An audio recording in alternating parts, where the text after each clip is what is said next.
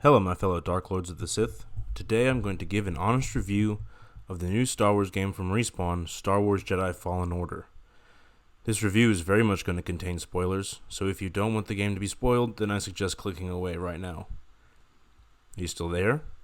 Awesome, let's get into it. I had been excitedly waiting the drop of this game since it was announced during E3 last year, and it generated the hype that you'd imagine a story-driven Star Wars game would. As a proper Star Wars fan I consumed the game all within around 3 days, totaling maybe 18 to 22 hours of gameplay, which is a bit disappointing to say the least.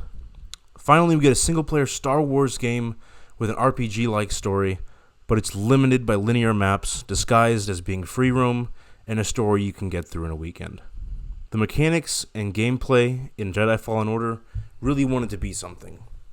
It wanted to be its own thing, but instead was more like a smoothie with way too many ingredients. Firstly, you have the elements of Dark Souls games, with the meditation spots taking over for bonfires, and of course you have your dodge, parry, block combat mechanics that also mirror Dark Souls 3, just with the flashy goodness of a lightsaber. It's good fun, don't get me wrong, but it gets boring in late game due to rinse and repeat enemies. Whether you prefer single, double-bladed, or the temporary one-move split dual-wield lightsaber, this game has it, and a lot of cool unlockable colors and hilts for your saber. While the customization for your saber is decent and has some interesting looking choices, the rest of the customization in the game, if you can even call it that, is lackluster at best. Ponchos and skins for BD1 and the Mantis are ugly and useless except for the Bounty Hunter Mantis skin, which I prefer because it makes the Mantis look like Slave 1 or Boba Fett's ship.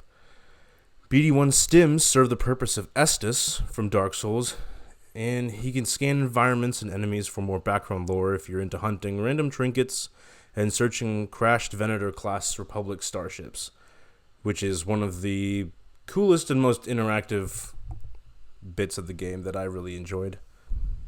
This brings me to the platforming, which isn't horrible, but it takes elements from games like Assassin's Creed and Uncharted and created a point A to point B bastardized system of the two.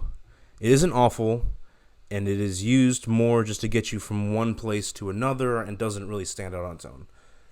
There are some game-breaking glitches that you may fall through the map or clipping through the floor, but they didn't happen to me enough to destroy my immersion in the game. Overall, the gameplay is fun, but it lacks any kind of individuality, and it's passable at best. Now, the story, the writing, the characters is where the game shines very brightly. Watching Cal make the decision to save his friend and out himself as a Force user, and then to watch that friend die and escape the Inquisitors, Cal is immediately thrown into the fight against the Empire that took everything from him. Cal learning how to deal with the trauma of losing his master, Jaro Tapal, voiced by Travis Willingham, and a scar left on him by Order 66 to become the Jedi he was meant to be is some of the best character development I've experienced in a Star Wars video game since The Force Unleashed. Not only is Cal's arc amazing, but Sarah's arc is also magnificent. Going from a disgraced Jedi Knight cut off from the Force to challenging Darth Vader is an incredible character development. The supporting characters are likable as well, albeit the relationship building is a bit forced from Grease and Marin, but they are supporting characters for a reason, so it's really a non-issue. There were 2 scenes in the game where I was on the edge of my seat, and the first was the good 15 minutes you spend as Child Cal, and you experience Order 66 from the point of view of a Jedi.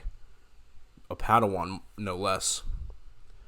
It's visceral, it's real, and really gives the Great Jedi Purge face and emotion that you experience right in front of a Padawan losing everything he's grown up in.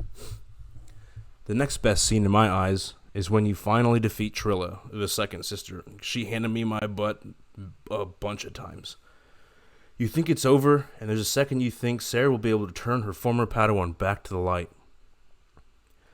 But that is a fleeting thought, as the fog begins to roll behind Trilla and the sound of a large being landing on metal bangs behind her, and then you hear it.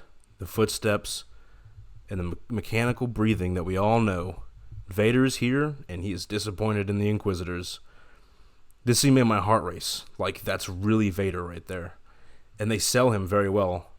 Respawn made Vader terrifying, and it was perfect. Aside from what I loved from the story, there's a bit that I did not like, and it had to do with the ending of the game.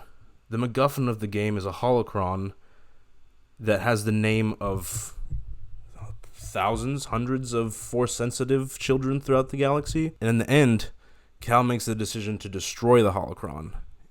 It just made me feel like everything you went through was for nothing, and it was kind of empty. Instead of confronting his demons, he just destroys it. But the Sith imaging from when he's trying to gather the holocron is really interesting too. I'm interested to see if there'll be a sequel, because I would love to see where Cal and Sarah's story go from here. So what are my takeaways?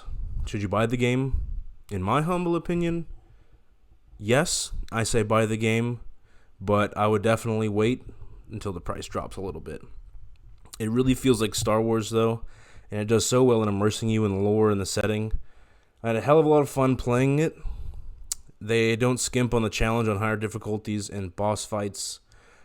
Some are theatrical and are insanely fun. Ninth Sister, Taron Malicos, and the Gogara, just as examples. All incredible boss fights that you may have to go through a few times to learn their movesets, but they're rewarding nonetheless. If you are a true Star Wars fan, this game is exactly what you need right now in the dark times of Disney. It is a breath of fresh air. Thank you for watching. Please like and subscribe for more content like this, where I review games, movies, TV shows, and general media.